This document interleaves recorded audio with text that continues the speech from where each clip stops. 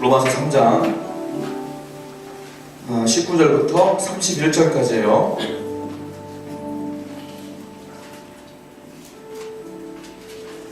자, 우리 31절 말씀만 먼저 같이 한 목소리 읽고 말씀 드릴게요. 3장 31절 말씀입니다. 함께 읽습니다. 시작. 그런즉 우리가 믿음으로 말미암아 율법을 파괴하느냐? 그럴 수 없느니라. 도리어 율법을 굳게 세우느니라. 기도합니다. 거룩하신 아버지 하나님, 진심으로 감사를 드립니다. 우리 모두가 예배자가 되어 하나님의 거룩한 성소에 참여하는 자가 될 수 있도록 인도하여 주시며, 한 분 한 분 머리에 기름 부으셔서 오늘도 성령 충만한 시간 될 수 있도록 인도하여 주시옵소서. 말씀을 듣습니다. 듣는 가운데 귀가 열리고 마음이 열려서 하나님의 거룩하신 음성을 들을 수 있는 시간 되게 하여 주옵소서. 감사합니다. 모든 말씀 예수 그리스도의 이름으로 기도드렸사옵나이다. 아멘. 우리가 계속 로마서를 보고 있습니다. 로마서를 1장부터 보기 시작했는데요, 복음에 대한 이야기를 쭉 하면서 가장 먼저 1장의 내용은 이런 내용이었어요. 유대인이 아닌 자들, 헬라인, 이방인들의 죄를 쭉 나열을 합니다. 그리고 사도 바울이 2장에 넘어가면 또 어떤 내용을 하냐면, 이번에 유대인들의 죄를 나열을 합니다. 너희가 겉으로 드러나는 죄는 없을지라도 너희들의 마음은 할례자가 아닌 자들과 똑같다. 그러니까 즉 이방인과 똑같다. 너희도 죄인이다 말을 하고 있어요. 그러니까 3장에도 넘어가면 또 어떤 얘기를 하냐면, 3장 지난주 우리가 설교를 들어서 알겠지만 전반적인 죄를 총망라하여 얘기합니다. 그러므로 너나 쟤나 나나 똑같은 죄인이다. 모두가 죄인이다 라고 하고 결론을 냈어요. 자, 그렇다면 모든 사람이 죄인이라면 모든 사람에게 소망도 희망도 없는 걸까요? 우리는 구원받을 자격도 없는 거고 의롭다 칭함받을 자격도 없는 걸까요? 다 죄인이라고 사도 바울이 결론을 지었기 때문에. 근데 사도 바울이 오늘 본문에서는 다른 이야기를 또 해요. 다 죄인이다. 의로움을 받지 못한다. 그러나 너에게 한 방법이 있다라고 방법을 제시합니다. 그게 오늘 본문 말씀이에요. 한번 19절과 20절 말씀을 같이 읽어볼게요. 자, 19절과 20절입니다. 3장 19절 20절 시작. 우리가 알거니와 무릇 율법이 말하는 바는 율법 아래에 있는 자들에게 말하는 것이니, 이는 모든 입을 막고 온 세상으로 하나님의 심판을 있게 하려 합니다. 그러므로 율법의 행위로 그의 앞에 의롭다 하시서 얻을 죄가 없느니 율법으로는 죄를 깨달음이니라. 사도 바울이 20절 말씀에 노골적으로 얘기하겠습니다. 뭐냐면 율법의 행위로 그의 앞에 의롭다 하심을 얻을 육체가 없나니 율법으로는 죄를 깨달음이니라. 여기서 말하는 율법은 이스라엘 유대인들이 보고 있는 성경 말씀을 얘기하는 거예요. 우리의 말씀, 성경 말씀을 얘기하는 거예요. 즉 율법의 행위로는 의롭다 하심을 얻을 사람이 한 명도 없다는 말이다 이 말이에요. 사도 바울이 지금까지 한 말은. 다 죄인이란 말은 너희가 율법의 행위로는 그 의롭다 하심을 얻을 수 없다. 율법은 깨닫게 하는 거다. 그것이 너를 구원하게 해주는 것은 절대로 아니다 라고 말하는 겁니다. 제가 이제 상담을 하거나 그럴 때 종종 이런 얘기를 해요. 당신은 구원에 확신이 있습니까? 질문을 하거든요. 제가 질문을 할 테니까 여러분이 속으로 대답해 보세요. 아마 100%는 안 그럴 거예요. 제가 질문해 볼게요. 여러분들은 정말 지금의 내 삶을 쫙 보면서 내가 오늘 죽어도 천국 갈 수 있다, 구원받을 수 있다 라고 생각하는 분이 있다면 조용히 속으로 손 드세요. 못 드는 사람들 창피하니까. 몇 명, 한 2명 안 되는 것 같은데 영안이 보이거든 지금. 근데 제가 상담을 해요. 구원의 확신이 있어요? 물어보면 뭐라고 대답하냐면 대답을 쭈뼛쭈뼛하고 얘기를 안 하는 거예요. 너무 답답해 나는. 왜냐하면 내가 알기로 이 친구는 예수 믿은 지가 10년이 넘었어요. 그런데 지금 당신 생명이 끝나면 구원받을 수 있어요? 라고 물어보면 가만히 있어요. 대답 아니라고 하기도 어렵고 키라고 하기도 어렵고 답답한 거야. 이유를 뭐라고? 왜 대답 안 해? 물어보면 뭐라고 하냐면 요즘 삶이 예전 것 같지가 않고 제가 예전에 기도를 많이 했는데 요즘 기도를 좀 적게 하고요. 예전에는 좀 순결하게 순수하게 살았는데 요즘은 제가 목사님께 말하지 못했던 추악함이 많이 있습니다. 저만의 비밀이 있어요 라고 말을 해요. 저는 그 얘기를 듣을 때마다 그렇구나, 그랬구나 라고 위로하는 게 아니라 화가 막 치밀어 올라요. 솔직히 말씀. 구원과 그것과는 아무 상관이 없거든요 사실. 근데 많은 사람들이 그 구원을 뭐야 더 하려고 그래요.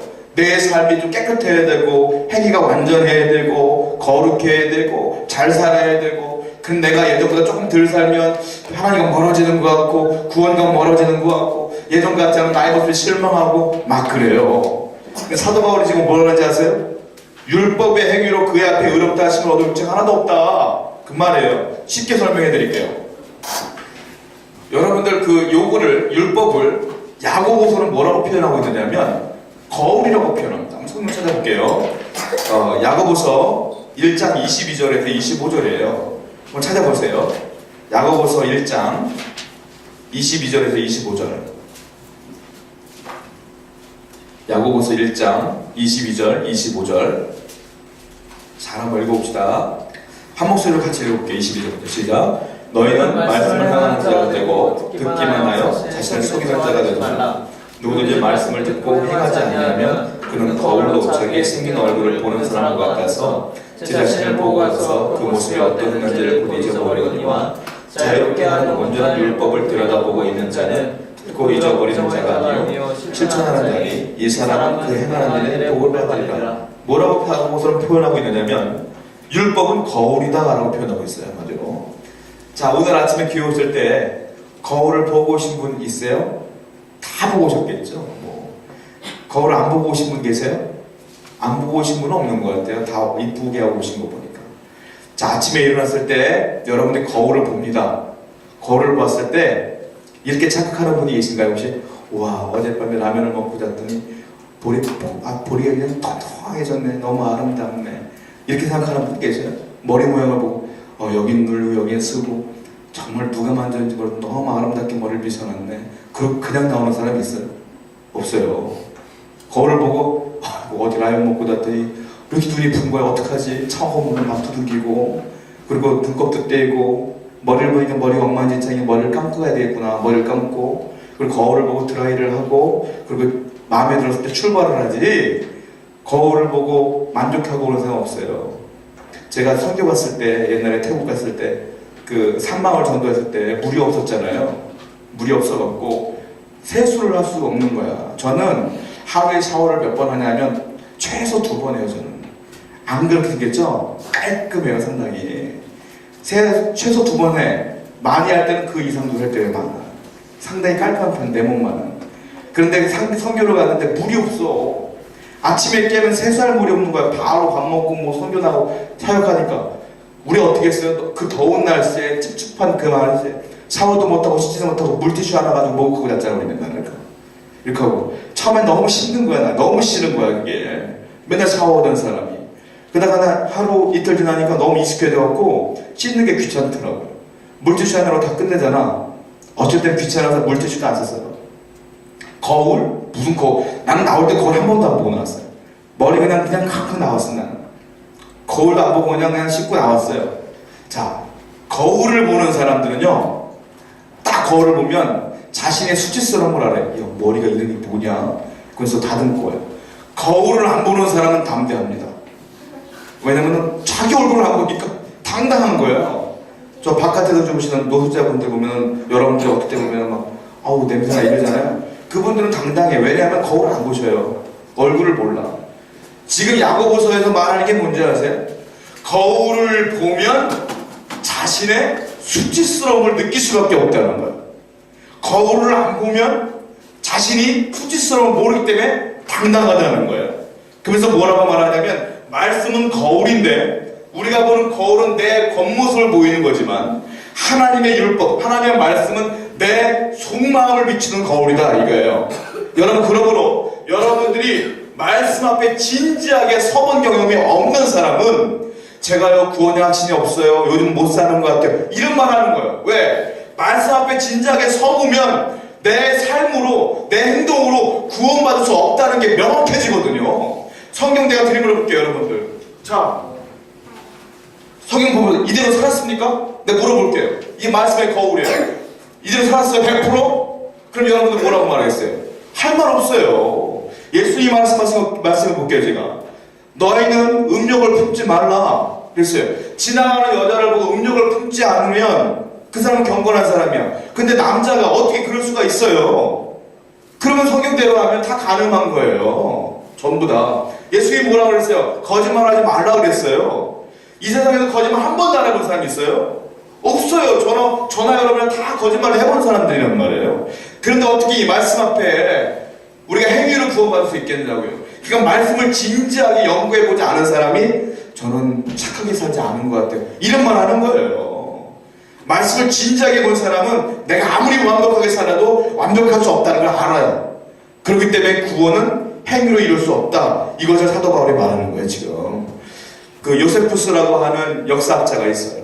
그분이 노아의 아들들에 대한 얘기를 저술한 적이 있는데, 거기 뭐라고 써있냐면, 노아의 아들들이 홍수가 다 끝난 뒤에 어디서 살았느냐면, 높은 데 살았대요, 높은 데.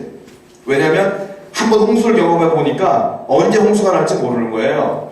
그러니까 두렵고 긴장되기 때문에 밑으로 못 내려와. 그래가지고 높은 데 살았대요. 언제 홍수가 날지 모르니까. 그런데 시간이 흐르면서 하나님 홍수를 심판을 안 하잖아요. 시간이 흐르면서 이게 밋밋해지는 거야. 담대해지는 거야. 그래서 겁이 없어지는 거야. 이게 마음이 차분해지는 거야. 평안해졌어요. 그래서 조금씩 내려오기 시작해요. 그래서 평지에 드디어 살게 됐는데 이 시간이 더 흐르면서 이 사람들이 어떤 마음이 들냐면 창세기 6장에 노아의 홍수가 나와요. 창세기 11장에 넘어가면 바벨탑을 쌓을 사람들이 노아의 아들들이 하나님의 그 노아 홍수 사건이 점점 시간이 흐르니까 잊어먹는 거야. 그러니까 이 사람들이 하나님도 높아지자 하면서 바벨탑을 쌓아요. 이걸 예를 들면서 뭐라고 하냐면 사람들에게는 뿌리 깊은 죄성이 있다. 이게 밋밋해지고 흐려지면 시간이 흐려지면 그 죄성이 또 올라온다 이거예요. 사람은 다 죄인이다. 그건 있으라는 거예요. 결국 그 바벨탑 사건 때문에 하나님이 또 사건 저지르잖아요. 다 부숴버리잖아요. 언어를 흩어지잖아요. 사람은 완벽한 사람은 한 명도 없는 거예요. 여러분들이 나 착합니다. 나 완벽하게 살 수 있어요. 이것을 구원받을 수 없는 거예요. 그러니까 여러분들은 솔직히 말하면 자의로 내 노력으로 구원받고 하나님 성결하게 살 사람은 아무도 없는 거예요. 이걸 인정하라 이거 사도 바울은. 자, 그리고 성경 말씀을 또 그 다음부터 읽어봅시다. 또 다음 절부터 21절부터 24절까지 한번 읽어볼게요. 21절부터 24절 시작. 이제는 하나님의 하나님과 나타났으니 율법과 선지자들에게 증거를 받은 것이라. 고 예수 그리스도를 믿음으로 말미암아 모든 믿는 자에게 미치는 하나님의 의니 차별이 없느니라. 모든 사람이 죄를 범하였음에 하나님의 영광이 이르지 못하더니 그리스도 예수 안에 있는 성령으로 말미암아 하나님의 은혜로 값없이 의롭다 하심 얻는 자 되었느니라. 23절에 보니까 이런 말을 썼어요. 모든 사람이 죄를 범하였음에 하나님의 영광에 이르지 못하였더니 그랬어요. 하나님의 영광을 한 신학자가 이렇게 표현을 했어요. 하나님의 완전함 이렇게 표현을 했어요. 하나님의 영광을. 그러니까 하나님의 완전함, 하나님은 완전하다 이 말이에요. 완전한 하나님 앞에 모든 사람은 한 사람도 예외 없이 100%를 말해요. 모든 사람이 죄를 범했기 때문에 우리는 하나님의 영광, 하나님의 완전한 앞에 이르지 못한다. 결국 구원받지 못한다 이거예요. 자, 쉽게 말하면 이렇게 말할 수 있어요. 하얀 종이에 A4에 검은 물감을 떨어뜨리면 이 색이 대비되면서 확 드러나요. 확. 마치 그런 거예요. 내가 하나님 앞에 서면 그분은 완전한 분이기 때문에 내 죄가 완전히 드러나는 거예요. 그러니까 나는 내 죄를 내가 보게 되는 거예요. 구원받을 수 없다는 거예요. 근데 검은 종이 검은 물감은 비슷하기 때문에 잘 안 보여요. 그거예요. 하나님 앞에는 우리 죄인이기 때문에 못 올라간다. 갈 수 없다. 이 말을 하고 있어요. 그런데 방법이 있어요. 방법이. 뭐라고 써있어요?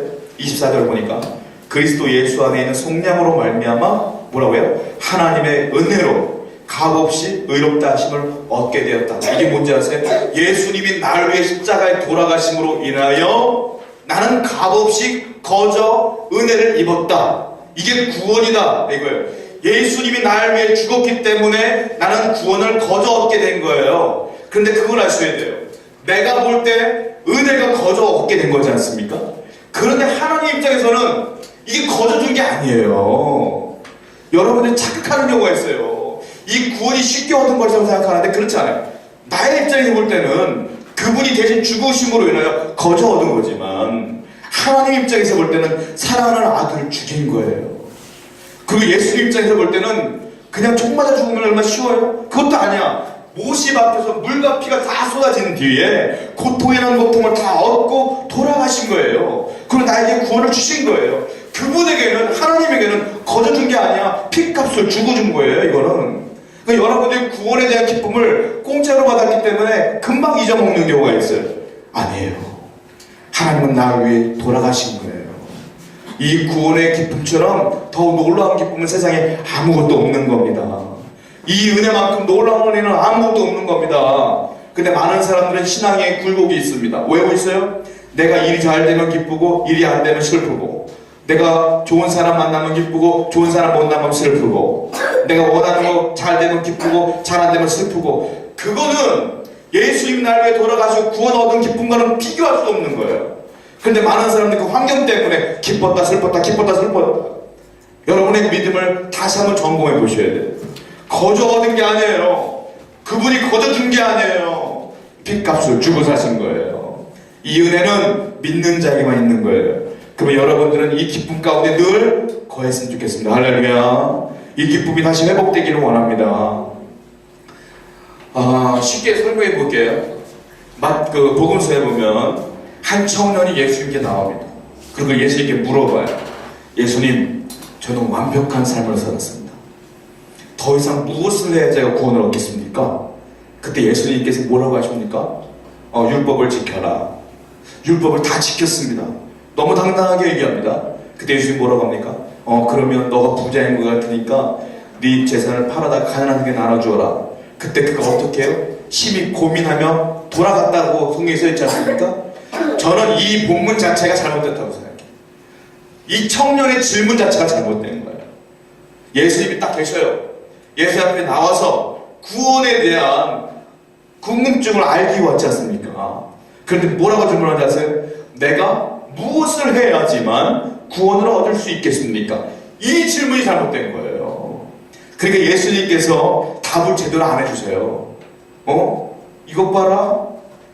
예수님 나를 믿으면 구원받는 건데 이 친구는 내가 무엇을 해야 구원을 얻을까? 이렇게 질문하니까 예수님께서 대충 얘기하는 거예요. 율법 지켜. 율법 지켰는데 너 돈 가져다 가난 나눠줘. 그것 때문에 고민하고 가는 거예요. 본인 스스로 완벽한 삶을 살았다고 했지만 결국 예수님께서 하나하나 찝으니까 가난한 사람이 돈 나눠주라니까 그것도 걸리잖아요. 사람은 행동으로 구원받을 수 없는 거예요. 이걸 예수님께서 말씀하시는 거예요. 그냥 가서 예수님 나 당신을 믿습니다 하면 구원받는 건데 뭘 해야 될까요? 바로 여러분과 저의 모습이 아닌가요? 그냥 주님 믿으면 돼요. 할렐루야. 그럼 믿으면 되는 거 이게 은혜인 거예요. 근데 많은 사람은 지금도 내가 제대로 못 사니까 이렇게 말하는 거예요. 한 설교자가 이렇게 말을 했습니다. 세상에 많은 종교들은 하나의 모토가 있는 게 뭐냐면 하라예요. 하라. 뭐냐? 기도해라. 그 돈 내라. 그리고 새벽에 정성을 들여라.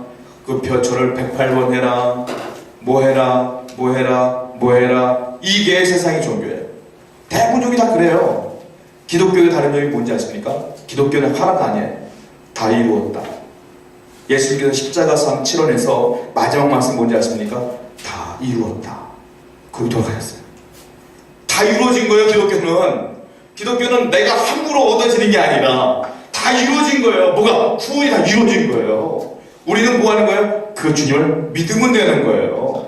이게 기독교예요. 근데 많은 분들은 기독교가 무슨 정신적으로 육체적으로 성찰하는 집단인 줄 아니에요. 여러분, 우리는 그게 아니야. 우리는 믿는 종교예요. 예수 그리스도를 믿는 사람이 모인 공동체가 기독교 공동체인 거예요. 할렐루야. 그러면 여러분의 생각을 바꾸세요. 이거 해야지. 내가 열심히 봉사하면 왠지 마음이 뿌듯하면 구원받을 것 같고, 내가 헌금을 열심히 하면 많이 하면 하나님이 기뻐하실 것 같고. 하나님이 언제 헌금만 한 사람 기뻐했어요? 두렵던 과부, 그 과부 기뻐했어요. 많이 하고 기뻐하다. 마르다가 열심히 봉사했어요. 마르다가 인정받았어요. 마리아가 인정받았어요. 마리아는 예배자야. 예배를 잘 드렸어요. 예수님을 향하여 열정을 다하여 진심으로 드렸어요. 마르다가 잘못된 건 아니에요. 마르다도 믿음이 있었던 사람이에요. 그러나 굳이 말하자면 우리가 가르치기 위하여 주님께서는 이것보다 열심히 봉사하는 것보다 진리를 추구하고 예배드리는 게 더 중요하다고 말씀하신 것 뿐이죠. 여러분은 그렇습니다. 여러분이 가장 중요한 건 여러분의 행함이 아니라 믿음인 걸 다시 한번 깨닫기 바랍니다. 한문에 보면 의라는 자가 있는데 의. 여기서 기독교 의는 믿음을 말해요. 믿음, 의. 의를 어떻게 씁니까? 양자에다가 나자를 밑에 써요. 이렇게. 그러니까 양과 아가 붙어 있는 거야. 이게 의야, 의. 이걸 어떤 목사님이 책을 통해서 제가 읽었는데 이걸 쪼갰어요. 어떻게 하냐면 양 플러스 아 붙여놨어. 양이 뭡니까? 기독교에서 예수 그리스도를 말해요. 그러니까 예수 그리스도가 나를 위해 십자가에 못 박혀 돌아가신 예수 그리스도 플러스 내가 나를 위하여 십자가에 못 박힌 그 어린 양 예수를 의지하는 것, 이게 의다. 그분을 믿는 것, 이게 의다. 다른 게 아니에요. 주님 믿는 게 의예요. 할렐루야. 다시 한번 여러분의 믿음이 힘해졌다면 이 믿음을 회복하는 귀한 시간 되기를 축원드립니다. 장경철 교수님이 축복을 유통하는 삶이라는 책을 통해서 이런 얘기를 썼어요. 제가 그걸 보면서 참 지혜롭구나 이분이 라고 생각했던 부분이 있어요. 그게 뭐냐면 어떤 학생이 유치한 질문을 하는 거예요. 예수님이라 했잖아요. 교수님, 정말 이해 안 되는 게 있어요. 뭔데? 교수님은 교수이지만 우리 학생들에게 예수님을 가르치지 않습니까? 그래 제가 이해 안 되는 게 있어요. 뭔데? 제가 신학교 1학년 입학했을 때에 동기들이 주구장창 질문했던 질문 중에 하나가 이거야. 뭐냐면 예수를 믿으면 구원받는다고 하는데 세상을 보면 예수 믿는 사람보다 착한 사람이 더 많습니다. 안 믿지만. 그럼 그 착한 사람들은 어떻게 되는 거예요? 예수 안 믿고 그냥 지옥 가는 거예요? 이렇게 도전적으로 질문을 했어요. 저도 진짜 신학교 입학했을 때 그 동기들 그 질문할 때 너무 창피했어요. 나는 진짜 왜 이런 질문을 할까?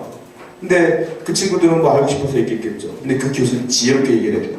뭐라고 얘기했냐면 그거 좋다. 착한 사람이 구원받는 것 그것이 옳다고 인정하는 거 아니? 너는? 그렇습니다. 그런데 그렇게 분이 말하는 예를 들면 10만 원을 가지고 있는 10만 원을 어떻게 껐는데 한 친구가 10만 원을 감해서 갚지 마 라고 말했대요. 그러면 그 친구는 착한 거니? 착한 거죠? 이렇게 얘기하더래요. 좋아. 그런데 어떤 친구는 5만 원을 껐는데 5만 원을 못 갚았을 때 이 친구가 5만 원 갚지 마. 착한 거니? 착한 거죠. 근데 그 친구가 7만 원을 꾼 친구에게는 너는 5만 원 정도는 갚아야 되지 않겠니? 라고 얘기했어. 그러면은 비교했을 때 10만 원 감해주면 착한 거고 7만 원 감해주지 못하면 착하지 않은 거니? 이렇게 물어봤어요. 그러니까 이 친구가 가만히 착한 것 기준은 상당히 애매하단다. 이렇게 첫 번째 교수님이 얘기했어요.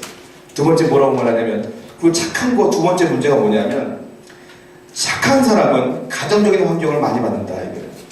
어렸을 때 부모님의 그런 어려움 가운데 자란 아이들은 그 성격 형성이 그렇게 되기 때문에 니들이 말하는 착한 사람의 기준에 못 미치는 경우가 많다. 특히 그 아이들은 철저하게 외톨이 없기 때문에 홀로 살아야 되는 책임감과 처절함이 있기 때문에 어쩌면 독해질 수밖에 없고 어쩌면 못해질 수밖에 없는 건데 그러면 걔들은 가정 환경이 좋은 사람들만 구원받아야 되는 거니? 착한 기준이 뭐니? 라고 말했대요. 그러면서 가장 공평한 게 있다면 믿는 모든 사람들에게 공평한 기준이 있다면 예수 그리스도를 믿는 거 그게 가장 공평하지 않겠니? 누구나에게 열려있는 거 아니니? 라고 말했다는 거예요. 자, 본문 19절 보세요. 본문 19절.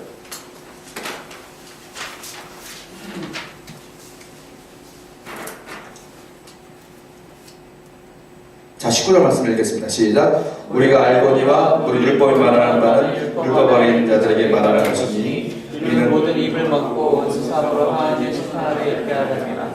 또 22절 읽어볼게요. 시작. 곧 예수 그리스도를 믿음으로 말미암아 모든 믿는 자에게 미치는 하나님의 의는 차별이 없느니라. 뭐로서도 차별이 없다. 믿음은 차별이 없다. 남녀노소 고금을 막론하여 누구나가 믿으면 그 사람이 깡패였던 여자건 남자건 노인이건 어린아이건 상관없이 믿음은 다 구원받는 거야. 이거예요. 믿음은 차별이 없습니다. 할렐루야. 당신이 어떤 죄를 졌든 상관없어요. 지금 회개하고 예수를 믿으면 구원받는 거예요. 그러므로 19절 말씀 뭐예요? 모든 입을 막는다. 율법 앞에서 모든 입을 막는다. 행동으로 내가 구원받을 수 없구나 하고 율법을 내 입을 막게 하는 역할을 하는 거라는 거예요. 결국 믿음으로 구원받는다. 이것이 여러분의 은혜인 줄 믿습니다. 자, 성경을 또 읽습니다. 이번에는 22절, 25절부터 31절까지입니다. 25절부터 31절까지 읽습니다. 시작. 예수를 하나님의 교회를 그리스도 믿음으로 말미암아 공동체로 세우셨으니 이 하나님께서 이 참으시는 중에 전에 지은 건너하심으로 자기의 의로우심을 나타내라 하시니 곧 이때 자기의 의로우심을 나타내사 자기의 의로우시며 또한 예수 믿는 자를 의롭다 하라 하시니라. 그런 제 자랑할 데가 어디냐 있을 수가 없느니라. 무슨 법으로냐 행위로냐 아니라 오직 믿음의 법으로니라. 그러므로 사람이 의롭다 하심을 얻는 것은 율법의 행위에 있지 않고 믿음으로 되는 줄 우리가 인정하노라. 하나님은 다만 유대인의 하나님이시냐 또한 이방인의 하나님은 아니시냐 진실로 이방인의 하나님도 되시니라. 할례자도 믿음으로 말미암아 또한 불할례자도 믿음으로 말미암아 의롭다 하시는 하나님은 한 분이시니라. 그런데 우리가 믿음으로 말미암아 율법을 하게 하느냐 그럴 수 없느니라. 도리어 율법을 깨 수 없느니라. 아멘. 여기서 가장 중요한 단어들이 나옵니다. 가장 중요한 구절들이 나와요. 결론적인 말씀인 거예요. 22절 한번 읽어보실래요? 22절 아까 또 읽었던 또 한번 읽었으면 좋겠어요. 22절 시작. 곧 예수 그리스도를 믿음으로 말미암아 모든 믿는 자에게 미치는 하나님의 의미 차별은 뭐라고 써있냐면 그리스도를 믿음으로 말미암아 써있어요. 26절 한번 읽어보세요. 26절 시작. 곧 이때 자기의 의로우심을 나타내서 자기도 의로우시며 또한 예수 믿는 자를 의롭다 하려 하시니 예수 믿는 자를 의롭다 한다 이거예요. 또 28절의 마지막으로 시작. 그러므로 사람이 의롭다 하심을 얻는 것은 율법의 행위에 있지 않고 믿음으로 되는 줄 우리가 있는 믿음으로 된다 이거예요. 의롭다 하심을 얻는 것은 오로지 믿음으로 된다고 계속 사도 바울은 22, 26, 28 계속 얘기하고 있는 거예요. 마틴 루터가 회심하는 장면을 여러분들 기억하실 겁니다. 친구와 함께 길을 갔다가 폭풍우가 몰아쳤어요. 그때 친구가 벼락을 맞아 그 자리에 죽었어요. 그걸 마틴 루터가 봤어요. 루터가 그걸 보고 충격에 빠졌어요. 그리고 그때부터 이 루터는 이 벼락에 대한 공포감으로 엄청난 시련을 겪게 돼요. 너무 두려운 거예요. 비만 오면 벼락만 치면 바깥으로 못 나가요. 그래서 그가 뭐라고 고백하냐면 하나님 이 벼락으로부터 나를 구원해 주신다면 내가 수도사가 되겠습니다. 주님만을 위해 살겠습니다 라고 했어요. 진짜 그가 그 벼락으로부터 친구는 죽고 자기 살았어요. 그때 그 마음의 소원을 그가 서원을 이루기 위해서 수도원을 들어서 수도사가 됐어요. 그래서 그가 성경 연구하면서 성경 교사가 됐는데 그의 마음 가운데 가장 두려움이 있었던 건 뭐냐면 이 구원 죽었을 때 구원받는 문제가 계속 심각한 거예요. 계속 내가 어떻게 했지만 그러니까 말씀을 연구하고 시편을 연구해도 그렇게 살려고 애써도 부족한 것 투성인 거예요. 그때 그가 로마서 1장 17절을 읽습니다. 로마서 1장 17절 그 말씀을 읽으면서 한번 찾아볼게요. 로마서 1장 17절 서문 말씀이에요. 로마서의 전체 주제입니다.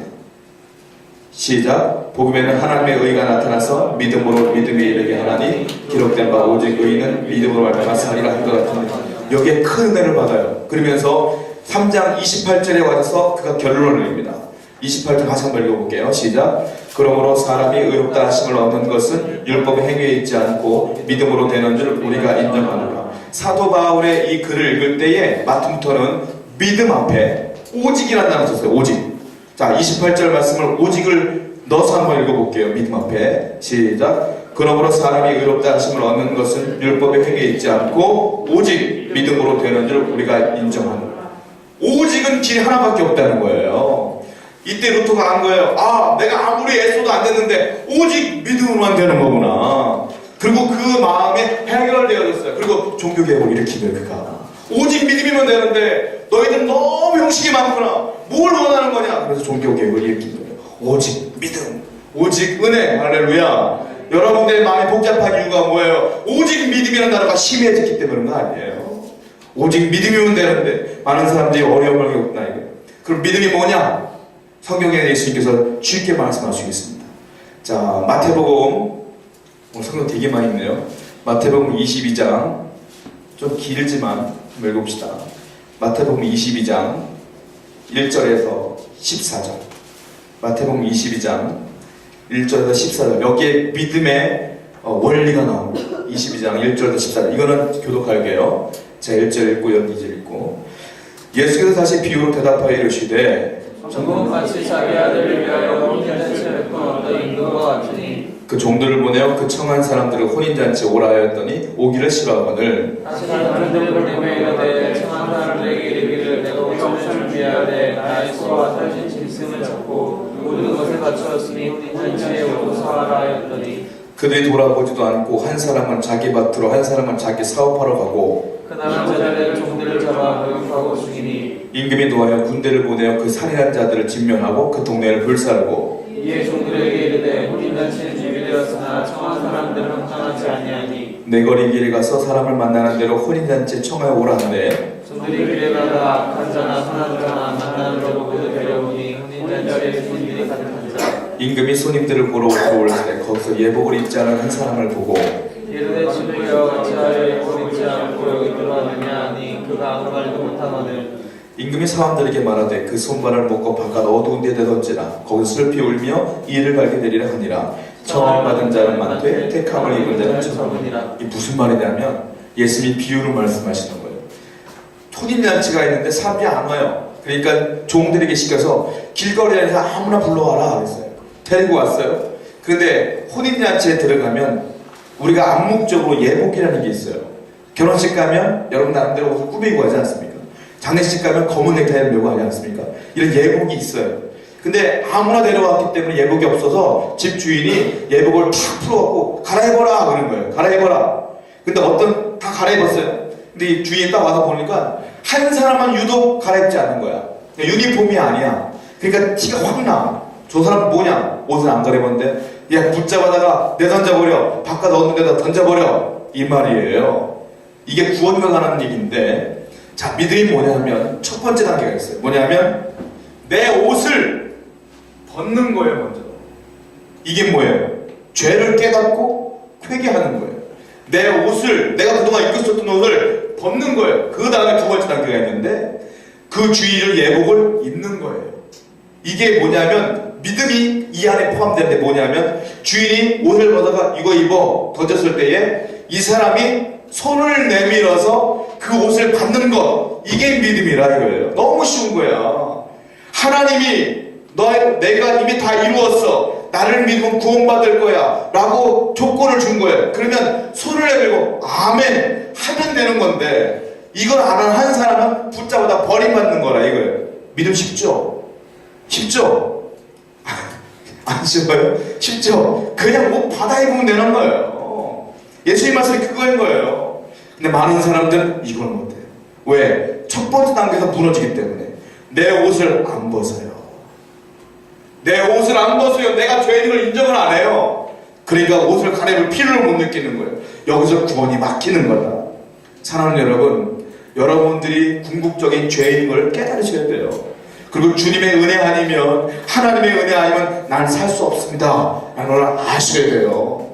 그때 하나님의 은혜가 전적인 은혜가 여러분에게 흘러가는 겁니다. 할렐루야. 그러므로 여러분이 오늘 예배 때 해야 될 게 있는데 예배의 감격 가운데 빠지기 전에 내가 죄인인 걸 알고 그리고 그 구원의 기쁨을 회복하는 것, 그게 가장 중요하다 이거예요. 119 대원들에게 가장 고민이 무엇이냐 질문을 했을 때 그분들이 뭐라고 말하냐면 물에 빠진 사람을 구해주는데요, 가장 어려운 사람이 누구냐면 자기가 살라고 발버둥 막 쓰는 사람이래요. 정말 구하기 힘들대요. 누가 구하기 쉽습니까 했을 때 물 먹을 때를 다 먹고 물속에 쑥 들어간 사람은 구하기가 쉽대요. 그게 어떤 의미인지 아세요? 여러분들이 오늘날 예배를 드리면서 왜 감격이 없습니까? 왜 구원에 대한 감격이 없습니까? 첫 번째, 여러분들이 죄인인 걸 깨닫지 못하기 때문에요. 왜 깨닫지 못합니까? 여러분들이 구원의 기쁨을 굉장히 크게 받아들이지 않기 때문에 그래요. 마치 원래부터 내가 구원받은 것처럼, 원래 있었던 것처럼 아주 착각을 하기 때문에 그래요. 하나님의 은혜를 모르기 때문에 그래요. 마치 내가 할 수 있어, 내 인생은 내가 살 수 있어, 살 수 있는 힘이 있기 때문에 발버둥 치는 누군가와 같이 여러분들 그렇게 살기 때문에 감격이 없는 거예요. 만약에 내가 살 수가 없구나, 하고 다 포기하고 물 먹고 꼬르륵 가라앉았을 때 119대원이 당신을 구원했다면 어떻게 하겠어요? 내 생명의 은인이에요 하고 기뻐하며 뭐 돈도 주고 뭐 밥 사주고 별거로 다 할 거 아니에요. 근데 막 발버둥 치다가 구해지면 죽었을 때의 구원받은 것보다는 감격이 덜할 거예요. 여러분들의 감격이 덜한 이유는 어쩌면 내가 살만하기 때문에 그래요. 아직까지도 주님의 은혜 아니고 내 힘으로 살 수 있다는 생각이기 때문에 그래요. 저는 여러분에게 축복의 선포를 할게요. 더 죽어야 돼요. 더 빠져야 돼요. 주여, 나는 아무것도 할 수 없습니다. 라는 고백이 나올 때 주님의 은혜가 여러분에게 폭풍과 같은 감격으로 여러분에게 몰려갈지도, 여러분에게 흘러갈지도 믿습니다. 할렐루야. 이런 감격이 회복되는 귀한 일이 되기를 원합니다. 우리 기도하겠습니다.